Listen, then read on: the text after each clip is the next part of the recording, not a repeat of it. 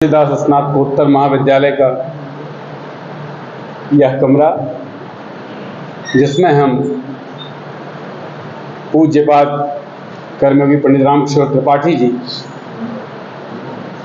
जिनके संकल्पों के बाद आज हम आप इस स्थिति में हैं, इस हवादार पंखे में कुर्सी पे बैठ करके इस स्थिति में इन सब चीज़ों पे चर्चा कर रहे हैं।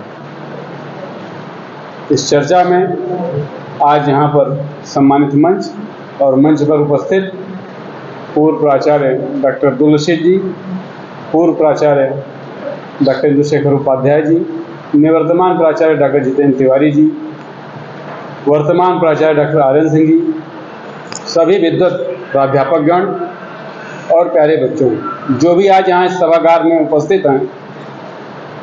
जैसा कि तिवारी जी ने एक बात कही कि किन्हीं कारणोंवश बाहरी नहीं बुलाया गया। कुछ कारणोंवश नहीं, यह सोच करके बाहरी नहीं बुलाया गया कि अगर हम हमेशा बाहर को ही सुनेंगे तो जो हमारे बीच के विद्वान हैं उनको कभी अवसर नहीं मिलता है। इसी संदर्भ में आज कीर्ति कुमार पांडे को भी सुनने का अवसर मिला, सुशील कोरी ने भी प्रयास शुरू किया, नरेंद्र को सुना हमने, और इस तरीके से प्रतीक बहुत बढ़िया संचालन कर ही रहे हैं। तो अगर हम आगे वाली पीढ़ी जिसके ऊपर उस तुलसीदास का बोझ है, बोझ ना कहा जाए, वो जिम्मेदारी है, जो जिम्मेदारी इन वरिष्ठों ने आपको सौंपी है। क्योंकि मानस जिसकी इतनी चर्चा हुई, जिसके बारे में हम सब ने आपने आज यहाँ पे बताया कि आज हम तुलसीदास जी की जयंती मनाने के लिए एकत्र हुए हैं। रामायण ही क्यों हर घर में रखी जाती है? महाभारत को लोग अपवाद मान करके नहीं रखते हैं। क्या कारण है कि केवल रामायण ही कराते हैं और अखंड रामायण का ही पाठ कराते हैं, अखंड महाभारत का पाठ क्यों नहीं करा देते? जीवन में हमको क्या करना है इसको समझना है तो बाबा तुलसी की रामचरितमानस, जैसा कि उपाध्याय जी ने भी अभी बताया कि पंडित जी जब भी आते थे तो ये पूछते थे कि इसको पढ़ते भी हो कि केवल देखवे करते। आप सबसे भी, आप सब नौनिहाल हैं, अभी बहुत बड़ी बड़ी जगहों पे आपको जाना है, किसी को JNU जाना है, किसी को किसी यूनिवर्सिटी में जाना है, कोई और कहीं जाएगा। जिसकी जैसी जो छलांग लगा सकेगा वो उस तरीके की छलांग लगाएगा। लेकिन जब तक यहाँ है तब तक अपनी जो जिम्मेदारियाँ आपके कॉलेज के प्रति हैं निष्ठापूर्वक उसका निर्वहन करें, और जो हमारे बच्चे हैं उनको दिशा निर्देश दें ताकि वह भी प्रगति करके, जो कि बताया कि अनूप गुप्ता जी का जैसा प्रकरण है और इक्के वाला जो उन्होंने सुनाया, ऐसी कोई स्थिति, विषम परिस्थिति आपके समक्ष में प्रस्तुत हो तो हमको आपको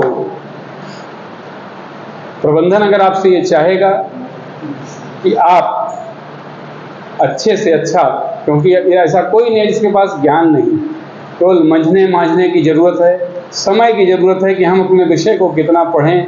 इतना बृहद लाइब्रेरी आपके पास उपस्थित है, इतने सारे लोग बीच बीच में आया करते हैं। आपके विषयों के जो पुरोधा, जिनकी उस मेहनत पे, जिन्होंने बाल्टी से भर भर के इन पेड़ों को सींचा है, आज तो ट्यूबवेल चल रहा है, आज समरसेबल चल रहा है, इन लोगों ने बगैर पंखे के, बगैर स्टाफ की अलमारी के, एक अलमारी लकड़ी की रखी हुआ करती थी जिसमें ये लोग अपना सामान रखा करते थे।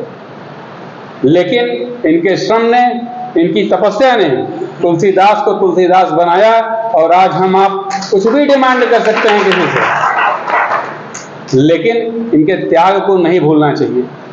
और उपाध्याय जी ने यह भी कहा कि जब जब आवश्यकता हो, जिस विषय को आवश्यकता हो, सभी लोग तत्पर हैं। चाहे आप डॉक्टर ओंकारनाथ जी को बुलाइए, डॉक्टर सुशील कुमार जी को बुलाइए, रशीद साहब को बुलाइए, चाहे जिसको बुलाएंगे।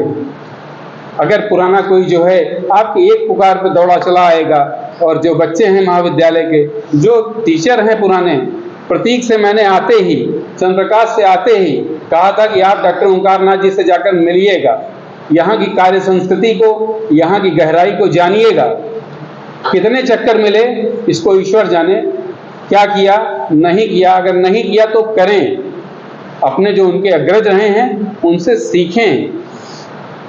और यह जो चिंतन मनन की बात आती है, बाबा तुलसी का वह ग्रंथ जिसमें कि मानवता के सारे रिश्ते जो संभव हैं, जैसा कि आप सभी ने बताया, किसको किस मर्यादा में बंध के रहना है, अपनी मर्यादा का पालन भी बहुत आवश्यक है।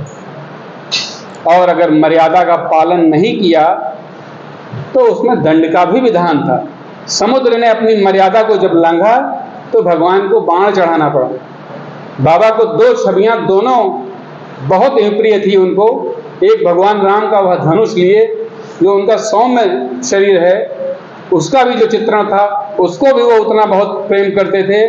और दूसरा जिसमें उन्होंने समुद्र के ऊपर जब बाण का संधान किया, ले आओ इसको सुखवाते हैं, क्योंकि बिना न मानत जलद जड़ गए 3 दिन बीत।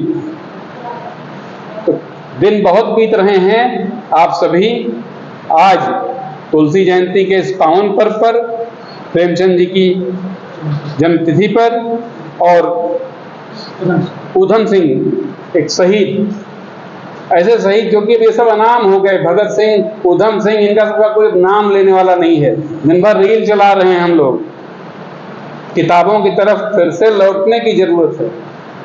और अगर वही किताबें हमारी हाथ में आएंगी, जो लाइब्रेरी में बहुत सारे ऐसे आपके संदर्भ ग्रंथ रखे हुए हैं जो कि शायद आसपास के कमिश्नरी में ढूंढने से नहीं मिलेंगी, बात को छोड़ दिया हो तो विश्वविद्यालय की भी लाइब्रेरी में ना मिले हो सकता है, लेकिन उन किताबों को ढूंढने की जरूरत है, पढ़ने की जरूरत है। क्योंकि कर्म प्रधान विश्व करी राखा, जो जस करे तो तस फल चाखा। हमको अपने कर्मों से, हमको अपने जो दायित्व हैं, जो जिम्मेदारियां हैं, उनका उस तरीके से निर्वहन करें कि हम भी जब कभी यहाँ से जाएं, रिटायर हों या ससम्मान वैसे ही विदा होकर के कहीं आप किसी नई ऊंचाई पर जाएं, तो हम आपको सहर्ष विदा करें और हमें गर्व हो, तकलीफ भी हो कि हमारा यह जो हीरा आया था तो आज हमारे बीच से जा रहा है। कितने लोग ऐसे यहाँ के गए, इनके संस्मरण लिखने लायक बातें हैं बहुत सारे। जब इनसे सबसे पूछा जाए कि कॉलेज किस तरीके से क्या हुआ, डॉक्टर सुशील पांडे जी अक्सर बताते हैं, लेकिन सबके पास कुछ न कुछ है। और हर विभाग का, जिस विभाग का टीचर अभी जो पहले का मौजूद है, उससे वर्तमान शिक्षकों को जरूर प्रयास करके मिलना चाहिए, कुछ सीखना चाहिए कि किस प्रकार आप बच्चों को पढ़ाते थे। टेक्नोलॉजी कितनी भी विकसित हो जाए, लेकिन जो व्यवहार का ज्ञान आपस में हम आप संवाद करके दे सकते हैं, टेक्नोलॉजी के माध्यम से संप्रेषित नहीं कर सकते हैं। हम आप मिलेंगे तो जो बहुत कुछ होगा, मन में मलिनता होती है कि ये कहते हैं मलिनता के बाद कि हमारे बारे में ऐसा सोच रहे होंगे, हमारे बारे में वैसा सोच रहे होंगे, या कोई कौन किसके बारे में क्या सोच रहा है। जब तक आदमी व्यक्ति से मुलाकात नहीं करता, किसी के बारे में पूर्व धारणा नहीं बनानी चाहिए। साथ ही साथ तुलसी के राम मर्यादा पुरुषोत्तम राम है। बाकी रामायण बहुत सारी लिखी गई, प्रतीक ने कहा संस्कृत में लिखी जाती तो वो जो है, मैंने यद्यपि बहुत बड़े कवि हो सकता है और बड़े उसमें उनकी गिनती की जाती और महाकाव्य के तरीके से किया जाता। रामायण सोचिए कि आपकी इंटरनेशनल है, आसपास के बहुत सारे जो मुस्लिम देश भी हैं वो भी आपकी रामायण, उनकी जो वहाँ की भाषा है उसमें उसको अनुवादित करके और उस पर अभिनय अपने आसपास के क्षेत्रों से ज़्यादा रामायण वहाँ की जाती है। तो अगर किसी की कीर्ति मर गई तो वो मर गया। हमको और आपको अपनी कीर्ति की चिंता करनी चाहिए कि हम जितना सहयोग अपने जिस स्तर से दे सकते हैं महाविद्यालय के विकास में हमको देना चाहिए 100%। क्योंकि जो अपनी नौकरी से, अपने व्यवसाय से, यद्यपि अध्यापन अब आज व्यवसाय हो गया है, रामायण काल में गुरु गृह जाते थे, बाद में गुरु पढ़ाने आने लगे, पढ़ाने के बाद स्थिति अभी आ गई गुरु घर छोड़ करके दूसरी जगहों पर पढ़ा रहे हैं। तो कम से कम जिस व्यवसाय के प्रति हमको इतना लंबा वेतन, इतना आकर्षक वेतन और सारी सुविधाएं मिलती हैं, हमको ईमानदारी पूर्वक बच्चों को दिग्भ्रमित ना करके कि ये ऐसा है, वो वैसा है, ये सब तमाम सब छोटी मोटी बातों में नहीं पड़ना चाहिए। हमेशा उदार मन रहिए और जो संभव हो अच्छे से अच्छा करने का प्रयास करें, क्योंकि आपके संस्थापक जी ने, जो उनका विरोधी भी रहा है, वह विरोधी भी आकर के जब सामने खड़ा होता था तो पैर छूता था, और कभी किसी के साथ गलती से भी कलम उठाने का प्रयास उन्होंने नहीं किया कि इसका अनिष्ट कर दें। डरवाया समुद्र की तरह से कि तुम्हारा नुकसान कर देंगे, लेकिन बावजूद उसके कभी भी अपने पूरे परिवार के साथ, केवल महाविद्यालय तक ही नहीं था, पूरे सुल्तानपुर में अनेकों संस्थाएं हैं और शहर के बाहर भी हैं। जब उनकी मृत्यु देहावसान की स्थिति हुई थी, आप सब तो नहीं रहे होंगे, बहुत सारे इसमें से जो लोग नए आए हैं, तो मैंने वो रुदन देखा था। वो रुदन कौन अपने माँ बाप के मरने पे करेगा? तो ऐसा जरूर कुछ किया होगा उन्होंने कि जो इस तरीके का मान उनको मिला, वह यश मिला। और वह यश किस तरीके से मिला? भगवान तुलसी को और तुलसी के राम को, महात्मा गांधी को, विनोबा भावे को और इस तरीके के महापुरुषों को आत्मसात करने के बाद उसे अपने जीवन में प्रयोग भी किया। आप सभी भाग्यशाली हैं कि आपको कम से कम तुलसीदास में इसका अवसर मिला है। इस अवसर का बेहतर लाभ उठाएं। और आज बातें बहुत सारी हो चुकी हैं, आपने तुलसीदास जी के बारे में भी बहुत कुछ सुन लिया है। जैसा कि तिवारी जी ने भी बताया, अल्पज्ञ हैं, मैं भी साइंस का छात्र हूँ, आर्यन सिंह जी के तरीके से, प्राचार्य जी के तरीके से। तो जब ये पढ़ रहे हैं, मैं अभी नहीं पढ़ रहा हूँ, ये रामचरितमानस पढ़ना शुरू कर दिए हैं और पढ़ रहे हैं रोज जगह। मैं नहीं पढ़ रहा हूँ, लेकिन पढ़ना चाहिए। आज जरूर ये संकल्प करके जाऊँगा, चाहे 4 चौपाई ही आप पढ़िए, लेकिन जरूर पढ़िए, क्योंकि इससे आपका समुचित कल्याण होगा, आपका आत्म विकास होगा और आप समाज के लिए एक अमूल्य धरोहर बनेंगे। क्योंकि आप एक अच्छे नागरिक नहीं बनेंगे, संस्कारवान, तो आपके समाज की रक्षा कोई नहीं कर सकता। चाहे जितना सरकारी तंत्र कुछ भी कर ले, कितनी भी बातें कर ले, राजनीति से समाज का भला जब तक आदमी के अंदर खुद की चेतना ना हो, जैसे नरेंद्र ने कहा कि उसके अंदर शक्ति होनी चाहिए, उसके अंदर प्रतिभा होनी चाहिए और उसके बाद उसमें निपुणता होनी चाहिए।